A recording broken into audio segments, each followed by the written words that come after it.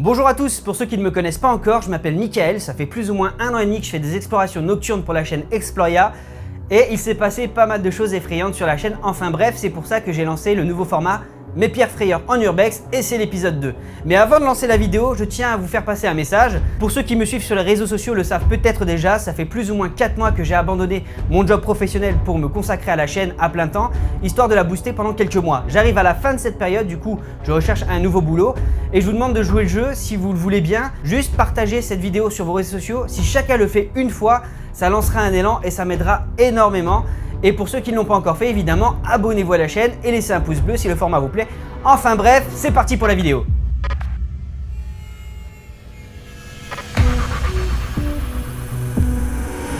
J'ai pris ma tablette avec moi, je vais visualiser les explorations avec vous et vous les raconter évidemment. Et je vous laisserai un maximum de liens dans la description en dessous de la vidéo ou alors dans le coin de l'écran en fiche. Pour la première exploration, il s'agit d'une usine que j'ai fait il y a pas mal de mois sur la chaîne. Et c'est Sylvain qui m'accompagnait à l'époque pour me cadrer. Et il s'agit d'une usine en fait qui a un peu marqué l'époque de ma région. Voilà, pour ceux qui le savent, je suis dans l'est de la France, une région en fait qui a été marquée par l'époque de la sidérurgie. Et là il s'agit d'une usine qui allait être démantelée quelques temps après le tournage. Et je tenais absolument à faire cette exploration avant le démantèlement. Pour contextualiser la chose, l'usine se situe en plein milieu de la forêt. On est obligé de laisser la voiture à plus ou moins 1 km, 1,5 km de l'usine, même s'il y a une route qui longe cette usine. Pourquoi? Tout simplement, si on laisse la voiture garée proche de l'usine, perdue au milieu de nulle part, les gens vont signaler notre voiture et ça risque de poser problème pour le tournage. Donc on longe la route en contrebas dans la forêt et à chaque passage de voiture, on est obligé d'éteindre nos lumières. Une fois arrivé proche de l'usine, voilà, il n'y a quasiment pas de bruit, si ce n'est de temps en temps, mais vraiment très occasionnellement, quelques moteurs de voitures qui passent à côté, mais il est très tard, donc il y en a très peu. Et on commence à apercevoir des yeux d'animaux dissimulés derrière des arbres. Rien d'inquiétant jusque-là. On trouve une brèche pour entrer à l'intérieur du bâtiment. Et au moment de tourner l'introduction de l'exploration, il va se passer quelque chose d'assez troublant sur le moment, je vous laisse regarder. Cette usine a servi aux alentours de 1967 pour construire des trains de laminage. On est vraiment à l'époque de la sidérurgie. Là, on se trouve dans l'est de la France. Comme vous avez pu le constater, il s'agit d'un énorme bruit, assez brutal pour le coup, qui apparaît soudainement alors qu'il n'y avait aucun bruit pendant pas mal de temps où nous étions déjà présents. Ça faisait plus ou moins déjà 35-40 minutes que nous étions dans le bâtiment. Et voilà, un bruit qui vient de nulle part. Il n'y a pas de vent, c'est ça qui est bizarre. Après, voilà, je suppose que c'est un morceau de tôle qui doit se balancer ou je sais pas, je pense qu'il y a quelque chose de rationnel quand même. Mais sur le moment, c'est très troublant puisque en fait, le bruit n'apparaît que 2-3 fois durant toute la nuit et il semble venir en fait du toit. Donc j'imagine que c'est un bout de tôle qui doit se balancer et taper par moment. Mais vu qu'il n'y a pas de vent, c'est assez surprenant. Mais voilà, je pense qu'il s'agit quand même de quelque chose de rationnel. Mais franchement, c'est très effrayant pour le coup. Deuxième exploration, il s'agit du château secret que j'ai fait avec Jordan Perigo. Un immense château avec encore tout à l'intérieur, tout le mobilier, tous les vêtements. On pourrait croire qu'il est encore habité tellement il y a certaines pièces qui sont sublimes encore aujourd'hui. Même s'il a été saccagé ces derniers temps malheureusement par des individus. Mais voilà, on s'est rendu dans le château avec Jordan. On a passé une nuit complète à l'intérieur où il a mené une enquête paranormale vu que Jordan Perigo est spécialisé dans le paranormal. Et moi, je voulais vivre une expérience, voilà, et voir un peu ce qui se passait durant les enquêtes de Jordan, quitte à ce qu'il ne se passe rien. Donc il a pris un risque et à ma surprise, il s'est passé énormément de choses. Et je vais vous parler d'une séquence qui a été juste extrêmement effrayante à vivre, tant pendant le tournage que même après la visualisation de la vidéo. Je vous laisse regarder. Le pod, je me disais bien. Le pod peluche. Oh. Le pod peluche qui se déclenche. N'hésitez pas à faire réagir le pod. On arrive, on n'est pas là pour vous déranger. Oh, il réagit. C'est celui-ci, je pense.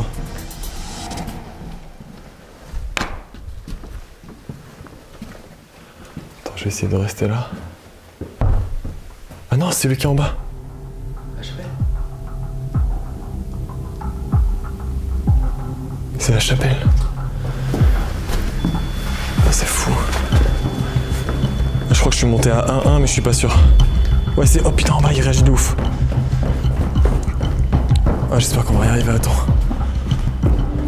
Et regarde comment il réagit.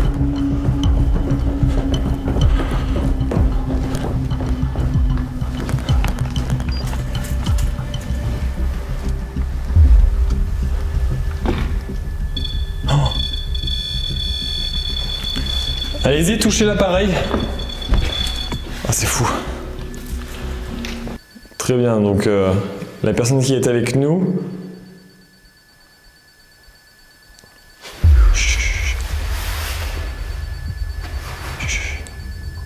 C'était où? Derrière la porte. J'ai l'impression que c'était là, je sais pas. Non, derrière la porte, je suis sûr. C'était derrière moi. Avec nous.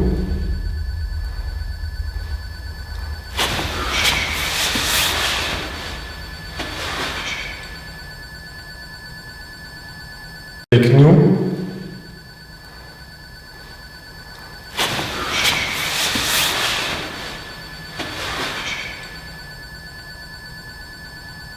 Avec nous.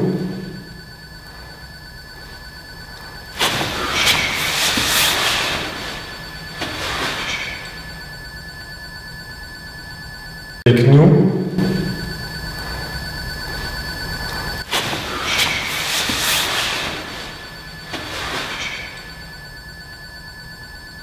Donc comme vous avez pu le voir, on est attiré par le bruit d'un pod qu'on a laissé dans la chapelle et qui est agité. On court à l'intérieur, Jordan commence à démarrer une séance avec ses baguettes et il se passe quelque chose d'énorme juste derrière la porte qui se trouve derrière moi au moment de tourner. Un énorme bruit comme si quelqu'un traînait quelque chose de massif alors que derrière cette porte c'est un hall, tout simplement un immense hall avec l'escalier principal du château et quelques fauteuils et des grosses chaises et une table. Il n'y a rien d'autre. Et il y a tous les accès qui sont fermés. Aucun accès n'était ouvert. On s'est assuré voilà, que personne ne puisse rentrer dans le château durant notre exploration et durant l'enquête. Et au moment où on ouvre la porte un peu plus tard, il ne se passe rien, plus aucun bruit, plus rien. C'était extrêmement troublant, extrêmement flippant. Et honnêtement, je suis incapable d'expliquer ce qui a pu se passer, même d'émettre une hypothèse, parce que franchement, j'ai rien de rationnel à expliquer pour le coup. Troisième exploration, il s'agit d'un immense sanatorium belge que j'ai fait il y a très longtemps, bien avant que je lance officiellement la chaîne.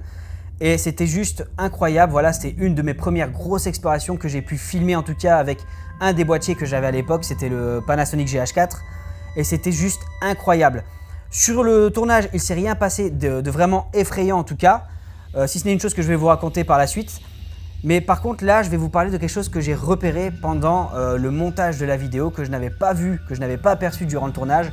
C'était juste flippant. Je vous mets le rush que j'ai visualisé plus tard, en sachant que sur le moment, je n'ai rien entendu. Enfin bref, je vous laisse le rush de la vidéo.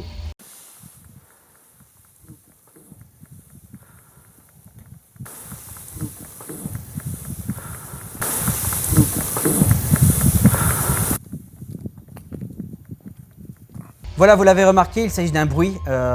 On croirait presque un PVE, je ne sais pas vraiment expliquer. En sachant que là où je me situe, c'est devant le sanatorium à l'extérieur, en plein milieu de la nuit. Il n'y a que de l'herbe, il n'y a pas de végétation, il ne peut pas y avoir d'animal caché près de moi. À l'époque, j'étais accompagné d'un pote, mais il était loin de la caméra. Le bruit, je ne sais pas s'il vient de la caméra en elle-même. Moi, personnellement, j'ai aucun souvenir de bruit à ce moment-là. C'est extrêmement troublant parce qu'on a l'impression d'avoir une personne qui parle dans une langue assez étrangère. Je sais pas juger la chose, mais en tout cas, c'était tellement troublant au moment où j'ai monté la vidéo. Si vous voulez, je vous laisse dans la description un lien où vous pouvez télécharger le rush, le petit morceau de rush, et vous pouvez analyser vous-même le son. Et si vous trouvez quelque chose, n'hésitez pas à me faire un retour, c'est avec grand plaisir et vous pouvez me le signaler dans les commentaires, puis éventuellement par message privé. Dernier moment extrêmement flippant dont je vais vous parler dans cet épisode, certainement le plus effrayant de tous. C'est encore dans le tournage le plus flippant que j'ai pu vivre depuis le lancement de la chaîne. Dans la vidéo qui n'est pas encore sortie, puisqu'on doit encore se rencontrer avec le conseil municipal de la commune, vu que c'est un tournage qui s'est fait sous autorisation, même si durant la journée j'étais accompagné d'une des personnes qui représentait la commune, qui avait les clés tout simplement. Il s'est passé déjà beaucoup de choses durant la journée et encore plus durant la nuit. Enfin, bref, c'était juste dingue. Quelques temps après le tournage dont je vous parle, je m'apprêtais à préparer le matériel pour partir sur un autre tournage d'une autre exploration. Je commence à vider les cartes SD et en plein milieu des vidéos, je m'aperçois qu'il y a une photo qui traîne. Et c'est la photo dont je vais vous montrer dans quelques instants. en sachant que je ne l'ai pas prise. C'est pas moi qui l'ai prise, j'étais seul à ce moment-là avec mon matériel. C'est même pas le boîtier Sony A7 III qui a pris cette photo, c'est carrément le caméscope Sony AX53. Donc j'ai du mal à comprendre pourquoi il a pris une photo tout seul, c'est compliqué à comprendre, surtout que la vidéo ne s'est pas coupée. Et cette photo est extrêmement troublante puisque une personne qui travaille avec moi sur un projet, je lui ai montré la photo et elle a remarqué de suite quelque chose en travaillant un petit peu la photo, juste en éclaircissant quelques zones parce que voilà, c'est très sombre pour le coup. Une silhouette, ce qui semble être une silhouette cachée derrière une des portes, on dirait un enfant et ça s'apprête bien au lieu parce que c'est un lieu où il y avait pas mal d'enfants à l'époque et il s'est passé des choses a priori très sombres en tout cas, durant la Seconde Guerre mondiale. Je vous laisse regarder la photo par vous-même. Alors si vous ne voyez rien, je vous précise déjà qu'il faut éclaircir au maximum vos écrans vu que la photo est très sombre et ça se situe dans la porte de droite, en bas à droite. Il paraît y avoir une silhouette d'enfant qui me fixe à ce moment-là où la photo a été prise par le caméscope toute seule. Et franchement, quand il a repéré ça, ça a été extrêmement flippant parce que voilà, vu ce qu'il s'est passé durant tout le tournage, la photo qui a été prise toute seule sans explication, c'est très bizarre. J'ai extrêmement hâte de sortir la vidéo, je pense maintenant du coup septembre. C'est clairement de très loin le tournage le plus flippant que j'ai pu vivre. Il s'est passé extrêmement de choses et ce qui est encore plus intéressant, c'est que je n'étais pas seul durant la journée. J'étais accompagné d'une personne qui représentait la commune, qui avait les clés du bâtiment et qui a vécu avec moi des choses extrêmement effrayantes. Enfin bref, ça sortira pour septembre. Ça y est, la vidéo touche à sa fin, j'espère qu'elle vous aura plu. Je voulais absolument partager ces moments-là avec vous. Ça sera le dernier épisode de mes pierres frayeurs en urbex, en tout cas jusqu'à la saison prochaine. Mais juste avant de terminer et de clôturer la vidéo, vous pouvez me rejoindre sur Twitch. J'ai lancé une chaîne il y a quelques temps et je vous donne rendez-vous tous les samedis soirs de 20h55 à minuit et demi. On regarde des épisodes de Ghost Adventure ensemble. On a déjà fait l'expérience samedi dernier, c'était vachement sympa. Donc n'hésitez pas à me rejoindre, c'est Experia en live. Et vous pouvez aussi me rejoindre sur Instagram. Je vous laisse aussi 2 vidéos que vous pouvez regarder. Évidemment, le premier épisode de mes pierres frayeurs en urbex pour ceux qui ne l'ont pas encore vu et une exploration qui était aussi incroyable. Moi, je vous dis à la prochaine. Merci pour votre fidélité. Abonnez-vous si ce n'est pas encore fait et laissez évidemment un pouce bleu. Laissez dans les commentaires en bas votre opinion, vos hypothèses. Enfin bref, je réponds à tous les commentaires et je vous dis à la prochaine. Ciao tout le monde!